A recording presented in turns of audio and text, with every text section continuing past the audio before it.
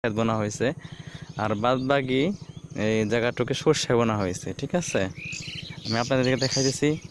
দেখেন এইমাত্র এই ক্ষেতের ফুলগুলো অনেক সুন্দর হয়েছে, ক্ষেতটা অনেক সুন্দর হয়েছে। ঠিক আছে, কিন্তু ভুট্টা ক্ষেতের আমি ঠিক মতন জোগাড় করতে পারি নাই, অবহেলার কারণে হয়তো ক্ষেতটা একটু মার খেয়ে গেছে, যার কারণে ক্ষেতে একটু ভালো ফসল না হলে আলহামদুলিল্লাহ আল্লাহর রহমতে যা আল্লাহ ফয়সালা করে সেটাই হয় আর কি।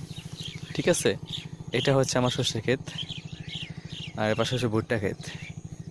ঠিক আছে, ভুট্টা ক্ষেত, আর এটা হচ্ছে আমার দাঁড়া ক্ষেত। ঠিক আছে, এখানে দাঁড়া বোনা হয়েছে সর্ষে ক্ষেতের পাশাপাশি, এখানে দাঁড়া বোনা হয়েছে। দেখেন দাঁড়াগুলো অনেক সুন্দর।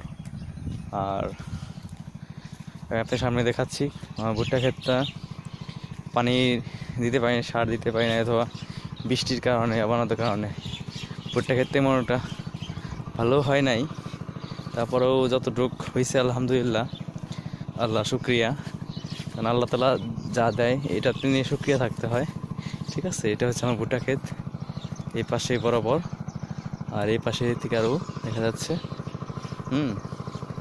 তো সবাই দেখেন আমার ক্ষেতটা, এ হচ্ছে আমার ভুট্টা ক্ষেত। ঠিক আছে, মোটামুটি, আর এইগুলো মোটামুটি এই বড়গুলো মোটামুটি প্রায় এই কত এক মাস, এক মাসের ভিতরে কেটে বিক্রি করা যাবে। তো আশা করি, তো আমার ক্ষেতের জন্য সবাই দোয়া করবেন।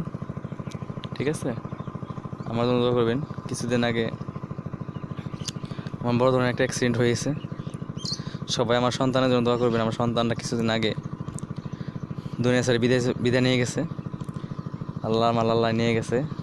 ঠিক আছে, তো 16ই ডিসেম্বর হয়েছিল বিজয় মাসে, 17ই ডিসেম্বর রাত 12টার সময় এই পৃথিবী ছেড়ে অজানা এক শহর, যেখানে আল্লাহর